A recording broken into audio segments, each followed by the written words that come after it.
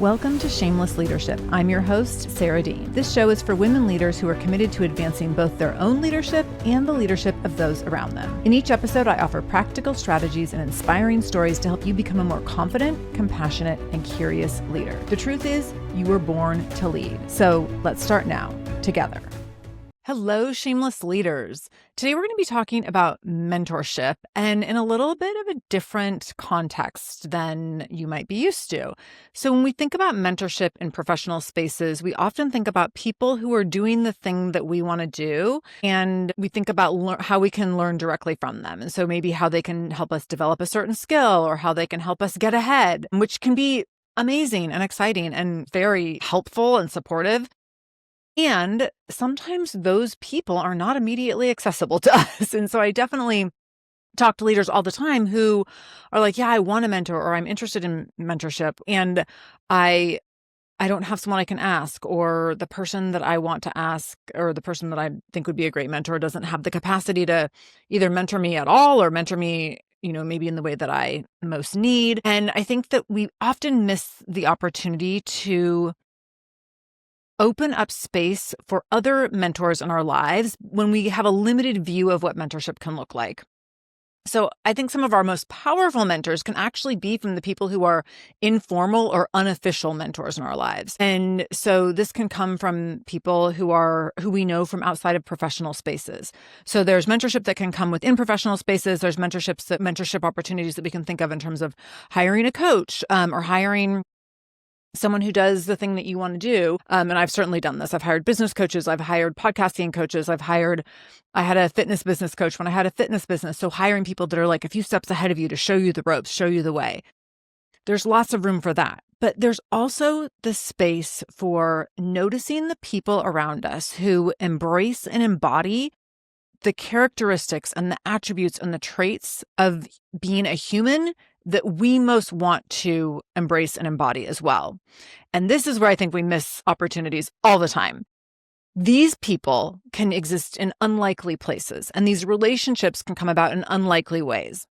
So I posted about this recently on LinkedIn about a mentor who came into my life in a really unexpected way, but has taught me so much and has taught me some of the most valuable lessons that I have learned in my past 23 years of knowing this person. And I've been able to apply the lessons I've learned from this person in so many different aspects of my life. So in my professional life, for sure, also in my interpersonal life, in terms of interpersonal relationships, also in my life as a parent and a mom. So I will explain all of this. But my invitation to you is to think about, where do these unlikely mentors exist in your life, and where are you maybe not seeing them for who they are, and seeing how maybe expansive these mentorship relationships can be, or the capacity that you might have within a relationship to really understand what you are learning from someone when you're in a relationship with them. So this all started for me when I met my husband back in 2003. So we met in the summer of 2003. And at the time I learned that he was 9 years older than me. At the time I was 27, he was 36. Shortly into dating, I learned that he has 5 older siblings, and all of his siblings were 10 to 20 years older than him. So 5 years later, we get married, and now I have brothers-in-law and sister-in-laws who are 10 to 20 years older than my husband, who's 9 years older than me. So these folks are like 19 to 31 years older than me. And so in many ways, these new family members, my sister and brothers-in-law, were much more like aunts and uncles, and they were similar ages to my actual aunts and uncles. And this was kind of a funny dynamic. And I met them all, and, well before our getting married to my husband, 5 years into knowing him. But as I met them, they were all lovely and, a joy to be around and get to know. But I especially connected with his sister, who is the second youngest. So my husband's the baby of the 6. And then right before he was born, my sister-in-law, Holly, was born. She's 10 years older than him. So there was definitely a bit of a gap there. But 10 years older than him, there's a sister-in-law, Holly, is born. And she is like 19 years older than me. And she's become this just incredible mentor in my life. And she's also a huge mentor to my husband. And we kind of laugh about how we're not able to talk about her much, because when we talk about Holly, we just start crying, especially if we're talking to each other. And this has happened multiple times where we're like, oh my gosh, like I talked to her today, or we had spent time with her over a holiday or whenever. And if we start talking about how amazing she is, we'll start crying talking to each other. And I've texted her before to be like, we just can't even talk about you because we just start crying. There's some really specific things though about Holly that in my relationship with her that make it really special and unique and different than any other relationship in my life. So she's a wonderful, amazing person in many ways. She's a retired special ed teacher. She still does a lot of advising in the special ed space, and she does some substitute teaching. And she's where she lives in a smaller town and does a lot of work in their public school system to support teachers who work in the special ed departments across different schools. And so that's kind of part of her like post-retirement era. So that's really great. She also has been a respite caregiver in the foster care system for many years in Oregon. She also is a CASA, a court-appointed. I'm not going to get the acronym right, but she is basically an advocate for children in the foster care system through the CASA program. So she does all these amazing things to be a good human, work in education and work with families and children. But she also is this adventurer. And she wasn't an adventurer so much when I met her. So when I met her, she was still teaching full time as a special ed teacher. She was still raising 2 children who at the time were in high school. And now that they're raised, she's become this adventurer. She did her first triathlon in her 60s. She is this like huge backpacker, hiker, like climbs all the mountains. She just told me over the Thanksgiving holiday, that last summer her and her husband were like out on the road backpacking and hiking like for 60 days during the summer, various little trips, but just constantly on the go. And when I look at the life that she leads, I'm just like, oh my gosh, like I want to be, when I'm approaching the end of my 60s as she is, like these are the things I want to be doing. I want to be that adventurous still. I want to be that active still. I want to be going all over the country to see my like long distance friends all summer long, going on hiking and backpacking trips and just doing like really fun, outdoorsy, athletic things. Even though she didn't come from this athletic background, and nor did I originally, even though I had my whole stint as a fitness business owner. So there's like this lifestyle piece that's really interesting to me. But the other thing that's really interesting is that Holly and her husband are deeply religious. I am not. They're very faith driven and like just deeply connected to their faith. And the interesting piece of this part to me is that this is where Holly and I diverge in different ways and in some of our thinking and beliefs. But the way that she goes about being in conversation with people who she knows might think differently than her is one of the most powerful things I've ever witnessed. And this is where this aspect of mentorship has really played a big role in our relationship.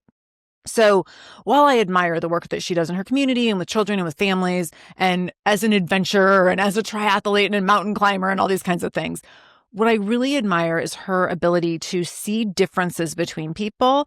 And instead of shutting down, or instead of being defensive, or instead of getting quiet, she gets really curious and she asks really good questions. And she is really good at engaging in conversation out of an eagerness and a willingness and a commitment to ongoing learning. And this to me is where real mentorship takes place.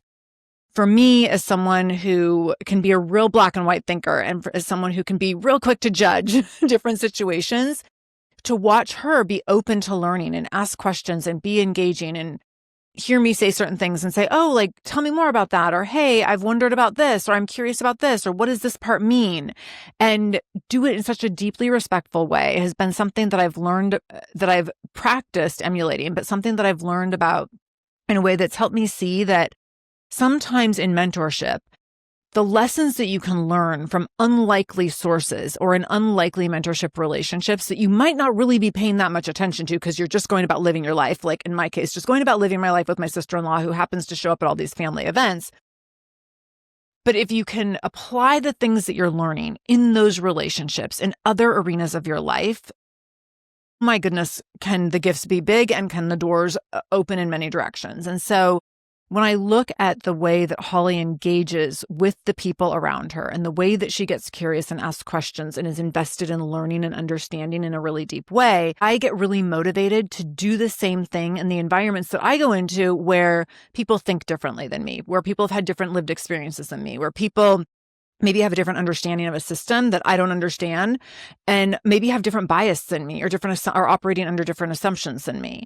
And so this is where I've been able to really apply lessons in mentorship in many different realms from a deeply interpersonal relationship, and been able to apply these lessons in very professional relationships, even though this, again, is this family personal relationship. When I think about everything that I've learned from Holly over the years, I think about what could you all be learning from some of the people around you that you're not considering as mentors, and what might shift for you if you started to see, oh, this person and this relationship actually has the capacity to be a mentorship relationship.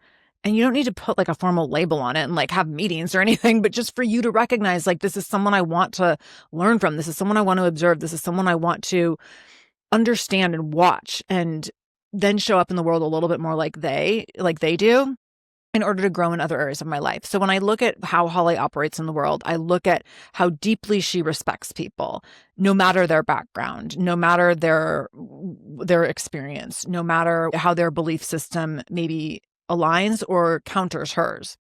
I watch how she's so genuinely curious. So she doesn't get carried away with assumptions, because she really does want to learn more. So she's so genuinely curious that it bypasses her need to make a quick judgment or her need to make an assumption, because she just wants to ask more questions to understand why someone might think differently or see something differently. She also has this very, very deep compassion for people, and that allows her to really spend time listening with intent when she's engaging with people. Because she is empathetic and compassionate in such a deep way, when finds herself in a situation where someone might think or behave differently than her need to learn in order to connect with that person supersedes her maybe instinct to judge or her instincts to jump to conclusions, which I really admire, because that doesn't always happen for me. Sometimes my instinct to judge or jump to conclusions supersedes my curiosity or my willingness or my openness to learning in order to stay connected to someone. I also have watched her be really willing to be new at something and be bad at something. And so she doesn't have this need to try something and be amazing at it. And this is something, and I've talked about this on the show in a few different ways over the years, but I grew up having this need to, like, if I'm going to try something new, I want to be really good at it. I don't want to see myself fail, but I also don't want anyone else to see me fail. And there was a lot of things that I never tried, a lot of things I never put myself out there for, because I thought, well, I'm going to get it wrong, or I'm going to mess up, or I'm going to look foolish. And I didn't want to be bad at anything ever. And I had to learn in adulthood and in being a business owner and in wanting to better myself and advance in my profession to be bad at things. And I had to become really conscientious around, okay, I'm going to intentionally sign up at something and go into it and know I'm going to be really bad at it, and embrace being bad at it. And like, let that be part of the process, and get comfortable being bad and get comfortable being uncomfortable with the newness. Holly's really open to being new at something and being bad at it and being slow or being clunky. So she doesn't need to try something new and be the best. She's willing to just go try it and see what happens. And I think this is what's allowed her to be such an adventurer, because she's not out there like, I need to be the first one to the top of the mountain. She's like, I'm just grateful to be on the mountain. And I can't wait to see what I'm going to learn while I'm out here. And I can't wait to see what I'm going to see. And I can't wait to like engage with a new environment. And that's been a huge lesson for me, especially as my work has transitioned over the years. And as I've had different career opportunities and, carved different paths in different directions, to give myself permission to go into a space and be like, I don't need to know everything about this right away. I don't need to be great at this right away. I only need to get myself in there and then be really open to learning and really grateful for the opportunity to be there, and really excited about where things might go and what direction I might be able to take and how I might be able to learn enough to eventually move up higher. And that part has really been impactful to me in terms of being able to apply something that I've seen her do in one aspect of her life and being able to apply it to really different aspects of my life, but have it be this really pivotal learning and growth curve for me to be able to try those new things, be willing to be new at something, be willing to be bad at something, be willing to be slow or come in last, and then take pride in the learning. She takes so much pride in her learning. She gets so excited about learning new things and so excited about completing new things and meeting new goals. And I love seeing the pride that she has in that. She has a lot of pride around doing things that she does at her age. And so, doing her first triathlon in her 60s, climbing the mountains that she climbs in her later 60s now, and being able to have that pride is, I think, such a huge reward and such a humbling experience. So we get to be grateful, and we get to be messy, and we get to be imperfect, and we get to be bad at something. And then we get to be really proud about being messy and doing something imperfectly. And that is such a great indication of our human existence, is being able to do something and be proud of ourselves for doing it, regardless of how well we did it. When we can challenge ourselves to do things like that, to show up, do something, let it be messy, let it be imperfect, and then be proud that we just showed up and we did it and we figured it out, no matter how messy or imperfect it was, that is a sign of leadership. That is a sign of an individual with a huge capacity for growth and a huge capacity to step into new opportunities as they arise, and a huge capacity to keep going to greater heights and into new spaces, and to really continue to leverage strengths and gifts and talents over the course of their lives. And that feels really, really exciting to me. I think I spent so much of my life thinking I could only be proud of things I did really well. I can only be proud if I do it, I'm thinking of this podcast. Like, I can only be proud if I get 100 or 1,000 episodes out. I can only be proud if I have, 5-star reviews. I can only be proud if I get an award. And what if we can just be proud for showing up and doing something that we haven't done before? What if we can be proud for doing something and doing it slowly and really imperfectly? So that's been huge for me. And then I've also watched how excited Holly gets, not only in learning new things for herself, but in sharing what she knows. In fact, she just told me over Thanksgiving that over the summer, she took a friend of hers on a backpacking trip. And she's like, it was my friend's first backpacking trip. She's 68 years old. She's never done anything like this before. And she's like, I was so excited to go with her. And so it's not just about being excited about your own accomplishments, but but having so much excitement around showing other people the things that you know. And she's done this with my son many, many times. She's done so many things with my son and with other children in her life, but being able to show other people, like, I believe that you can do something really great. Let me be a part of helping you get there, and taking them under her wing and letting them see how they have capacity that maybe they didn't see. And that excitement in sharing knowledge, or sharing talents and skills, or sharing, an opportunity with someone, I think is something that we lose sight of as we age. We lose sight of how exciting it can be to bring someone in and say, like, hey, I want to go with you. I want to show you this thing.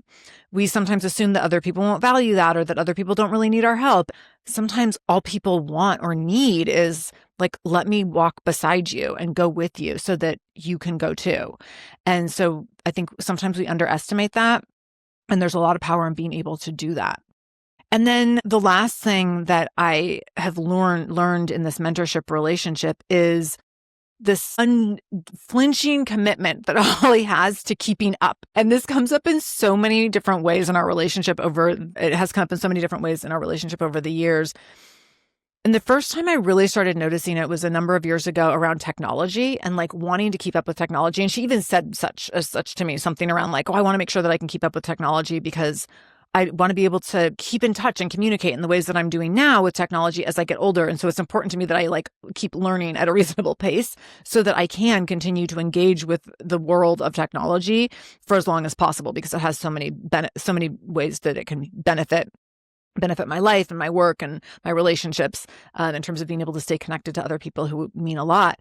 And so she has this commitment to keeping up, whether it is in technology, whether it's in education, being able to be in education for so many decades and now be a mentor in education, being able to have this deep commitment to keeping up in terms of physical strength and endurance. And so getting out there and maintaining a strong body and doing hard things and trying new things, that commitment to keeping up and keeping up with learning and keeping up with growth, and not necessarily keeping up with any other person or any other individual, not necessarily trying to, compare yourself to anyone else, but keeping up so that you can keep in it, so that you can stay in something for as long as possible, that you can stay in the worlds and in the arenas that you want to be in for as long as possible as you age, so that you have the opportunities to do the things that can keep you connected to purpose and meaning in your life. And that's what I really, really see in everything that Holly does is that she has this commitment to keeping up in a way that allows her to have so much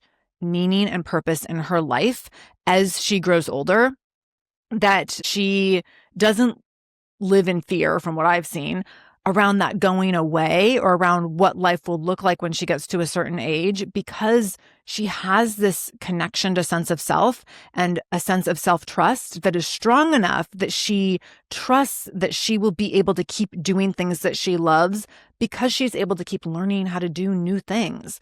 And when you can trust yourself that you can keep learning how to do new things, there's an infinite amount of things that you can continue to have the opportunity to do over the course of your life, even if inhibitions come your way, even if there's things that get in your way or things that you can't do at a certain point. There's still other things that you can do. There's new things that you can learn.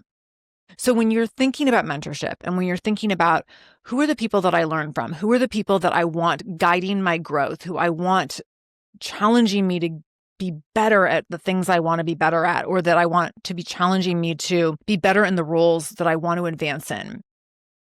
Don't always limit yourself to the people who are doing exactly the thing that you want to do, or the people that are in the exact same professional spaces as you, because the capacity that we have to learn from the people who are in adjacent spaces or in unlikely places is massive. And we underestimate that when we're not paying attention. But if you start paying attention to some key relationships in your life, some of those relationships, you can probably tap into this immediately and be like, oh yeah, like I could start thinking about that relationship as more of a mentorship relationship and get so much out of it and see this relationship in a new dynamic or in a new way. And there's probably other relationships that you could start to forge in a new way where you might have a little bit more of a superficial relationship, but you decide you want to invest more time to make it a deeper relationship. Or you might see potential to build this relationship in a certain capacity, not because it's going to advance your career in a certain way or it's going to make you better in a certain role, but because it's just going to make you a better human. And that will then advance your career in a certain way and make you better in your role. So where can you find mentors in unlikely places? Where can you invest in the relationships that have the capacity to help you grow and develop in all aspects and arenas of your life? And how can you invest in those relationships in meaningful ways that will bring you joy, that will bring you more meaning and purpose? What I will say is that I don't ever think about my sister-in-law as being like, this is my mentorship relationship. I don't think about it in those terms.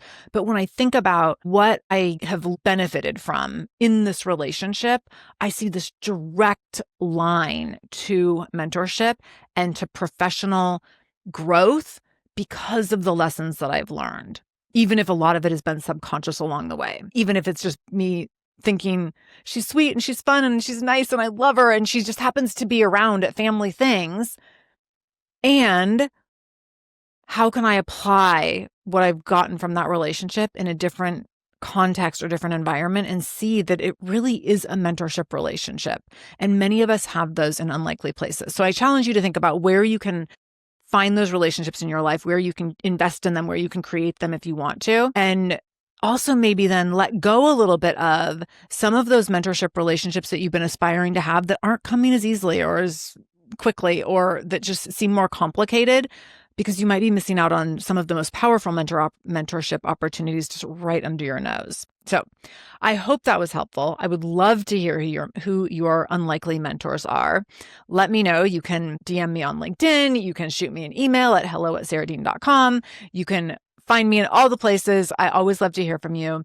I love being in this with you. I love that I get to learn from all of you. And so thank you for the ways that you are always sharing yourself with me. That is mentorship as well. I appreciate you. I'm so excited to be back with you next week. And until then, I am in this with you always. Thank you for allowing me to spend time in your ear today. If you liked this episode, be sure to subscribe to this channel. To learn more about my speaking, training, and coaching services, visit sarahdean.com. That's SARADEAN. I would also love for you to connect with me on LinkedIn at sarahdean.com/LinkedIn or on Instagram at sarahdeanspeaks. I love hearing from my listeners. Thank you for showing up for yourself today. I see you, I hear you, and I'm holding space for you today and every single day.